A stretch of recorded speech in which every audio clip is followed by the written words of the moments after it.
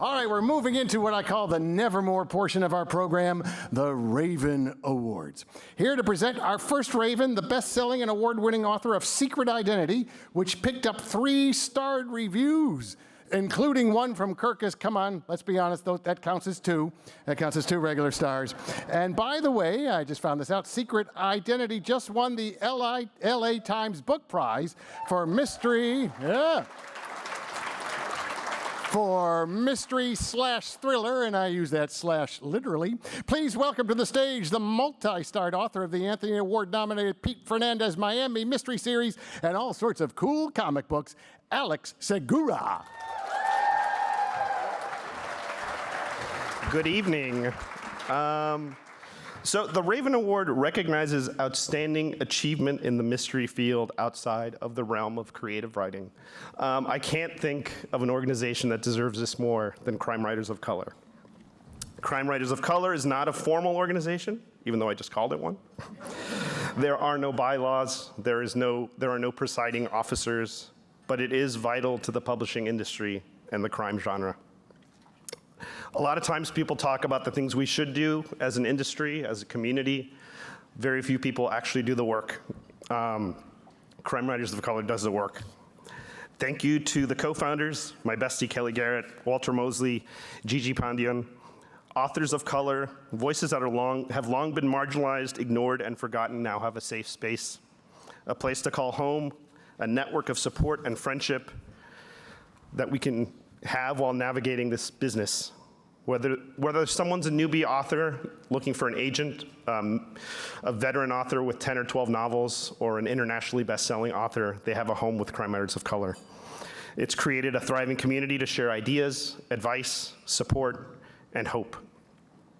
Hope for a future where the challenges won't be so sharp, a future where the industry will better reflect the world we live in, and a time where we can celebrate each other's successes as we would our own. It is my great privilege and honor to, not only as a presenter, though that is pretty cool in and of itself, but as a member of Crime Writers of Color, to present Crime Writers of Color with the MWA Raven Award.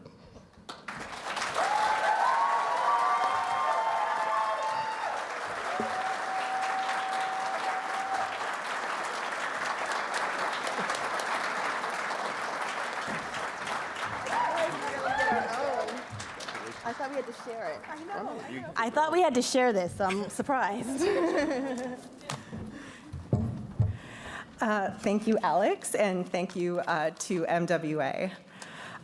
This recognition was such a surprise when we learned about it earlier in the year because Crime Writers of Color has just turned 5 years old, and so it feels so new, but at the same time, I'm so impressed by and proud of what we have accomplished and grown into in just a few short years, and all of what our members have accomplished. It has grown into so much more than Kellye and Walter and I ever imagined. And this award is really for all of our members who've built something really special, such a wonderful, supportive community that Alex alluded to.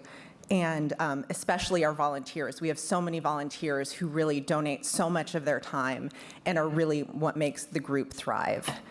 And to be recognized by MWA and this wonderful mystery writers community that I love so much is so incredibly meaningful. And so I'd like to take just a minute to share briefly why it's especially meaningful to me personally. I began my mystery writing career just over a decade ago. And as wonderful as this whole mystery community was, I also was conscious of a gap.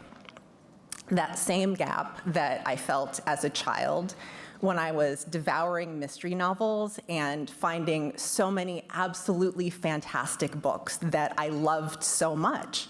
But at the same time, I didn't see characters who looked like me and my multicultural family.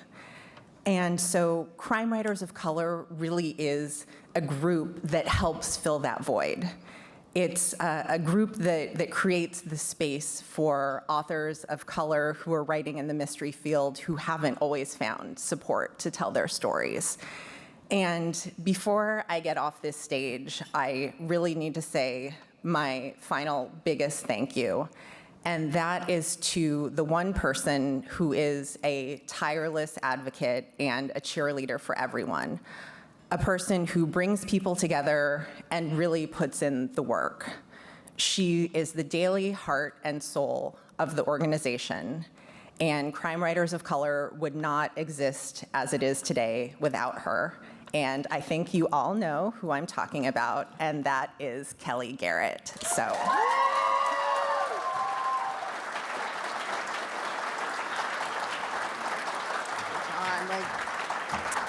I've cried. I was not going to cry, but here I am. All right. First of all, Alex, my bestie, thank you so much for that wonderful introduction. Gigi, I'm so glad to be up here with you. You know, you were the first person that I was a fan of to befriend me, and that friendship and that willingness to help me when I was just a baby writer was one of the reasons I knew that we needed to support a support group just for people of color. Thank you for being the best partner and the best good cop to my bad. I also need to thank Walter Mosley for not looking at me like I was some nut when I ran up to him at a panel, because I heard through the grapevine he also wanted to start a group for crime writers of color. Walter, I hope you know how much I value our friendship, and I really do listen to the advice you give me, even if you don't think I follow it. Thank you so much to the MWA board for giving us this honor. Trust me when I say we were not expecting it. And most importantly, I need to thank our more than 400 members, including 30+ volunteers, who all realize that a victory for one of us is a victory for all. Thank you for sharing your good news and giving advice, helping to create such a safe space. I'm a reader first and foremost, and I'm excited whenever a fellow writer of color contacts us about wanting to join the group, whether they are a huge name, a debut author, or just someone thinking of writing their first book. Our volunteers are the reason we have a website, a podcast, a YouTube page, a books page, conference liaisons, and much, much, much more. Thank you so much.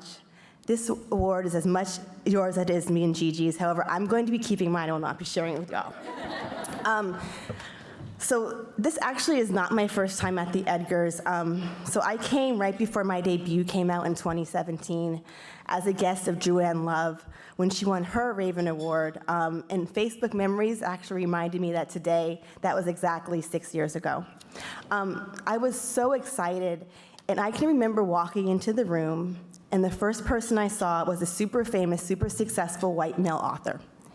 And I looked at him really surprised, and he looked at me just as surprised. And that's when I realized I was one of a handful of black people in a room of hundreds of people. And I can remember it was me, Drew, Susan McNeil's husband, and a photographer. And I'm going to share something with you guys. I felt very uncomfortable that night. And I'm not the only person of color who's had that experience at crime fiction events. It can be hard to walk into a room where no one looks like you and makes no effort to welcome you. And it's one of the reasons why it was so important for me to co-found Crime Writers of Color. I didn't want to feel alone when I went into a room. But it's also really important to note that making sure the crime fiction community is a safe space and an inclusive space for everyone, no matter their gender, ethnicity, sexual orientation, or religion, isn't just my job. It's not just Gigi's job. It's not just the job of Crime Writers of Color or the Queer Crime Writers Group. It's the job of everyone in here. And I get that everyone isn't like me, where you're gonna get on the stage in front of the most powerful people in the industry and basically yell at them, but there are some small things that we all can do. The easiest thing to do is to read books by marginalized authors, including people of color and LGBTQ authors. Next, share that you're reading those books. Recommend them in interviews and on your social media and other panels. Which leads me to the next one. Find out who else is on a panel when you get invited. Make sure it's not just straight, cisgendered white people. Recommend some marginalized authors who can also fit the panel theme. And if you are the one creating the panels, please stop forcing people of color and queer people to just be on diversity-focused panels. We can talk about more than just how hard it is to be marginalized. We can discuss culinary cozies. We can discuss creating characters. We can discuss the power of setting just as well as straight, cis white people can.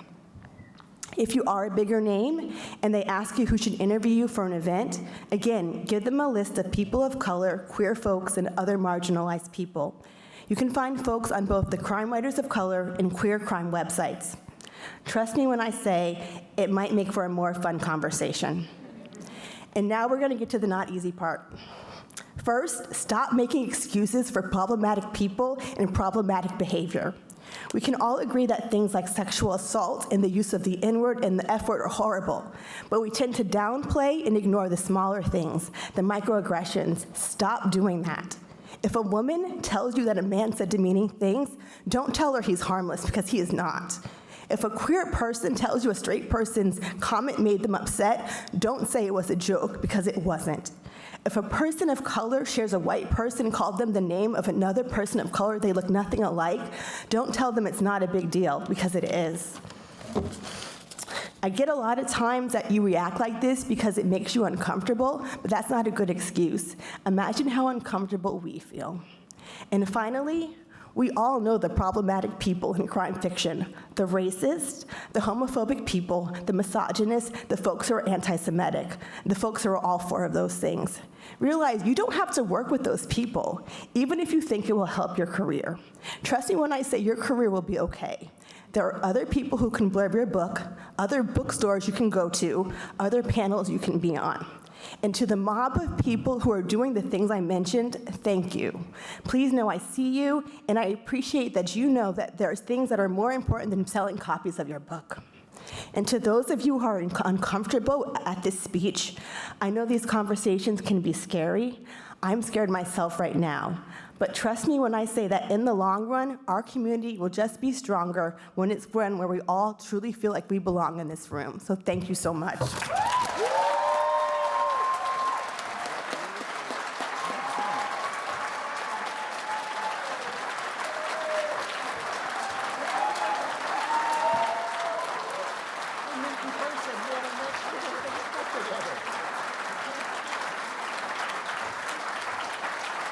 Ah.